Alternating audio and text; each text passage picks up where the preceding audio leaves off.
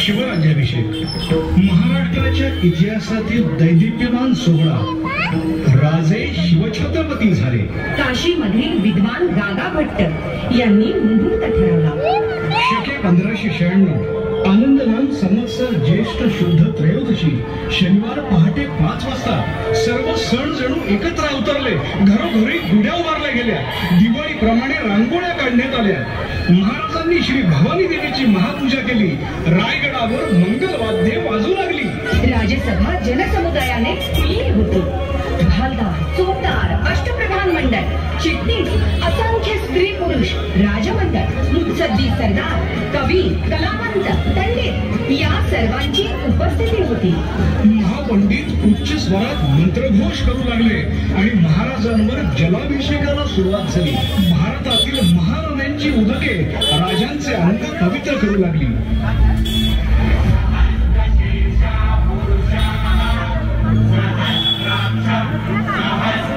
पाणी दिसलं का बाळा?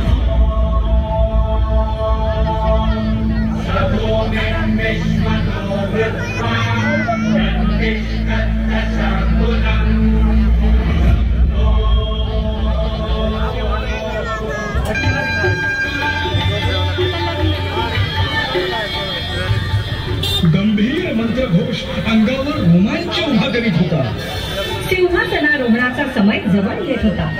कुठल्याही पूजेची, धार्मिक कार्याची सुरुवात सपत्नीक केली जाते. ज्याप्रमाणे विवाह सोहळा प्रत्येकाच्या आयुष्यात महत्वाचा, त्याचप्रमाणे शिवराज्याभिषेक सोहळा देखील महाराष्ट्राच्या आयुष्यात महत्वाचा. अर्धांगिनी राणीसाहेब सोयराबाईंबरोबर अगोदर लग्नविधी संपन्न झाले. स्वस्ती श्री गणनायकं गजमुखं भोरेश्वरं सिद्धितं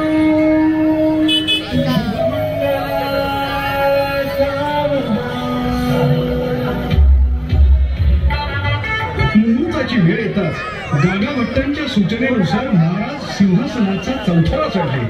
राजांनी सिंहासनाकडे पाहिलं. नम्रपणे सिंहासनावर आरूढ झाले. सिंहासनाच्या पायऱ्या बघून महाराजांना जाणवत होतं की मी पहिली पायरी म्हणजे माझे बाजी पासलकर आहे. ही दुसरी पायरी म्हणजे माझे बाजी प्रभू देशपांडे आहे. तिसरी पायरी म्हणजे सूर्याची काकडी आहे. चौथी पायरी म्हणजे माझा तानाजी आहे. या साऱ्या वीरांनी स्वराज्यासाठी प्राणांची आहुती दिली. म्हणून मला या सिंहासनावर बसता आहे. 32 मण सोन्याच्या झळाळत्या सिंहासनावर महाराजांना पाहून एकच जयघोष झाला.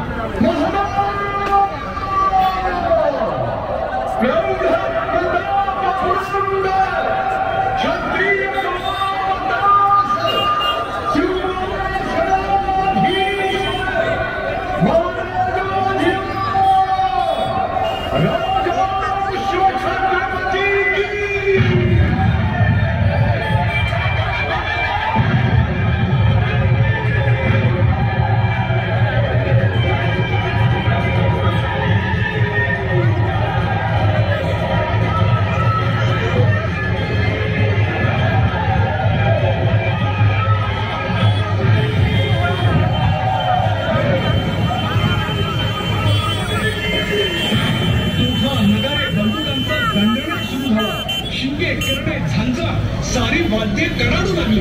दाही दिशा चारी पादशाहीशी झुंजते. आमचे राजे सार्वभौम छत्रपती झाले. महाराजांची भव्य मिरवणूक काढण्यात आली.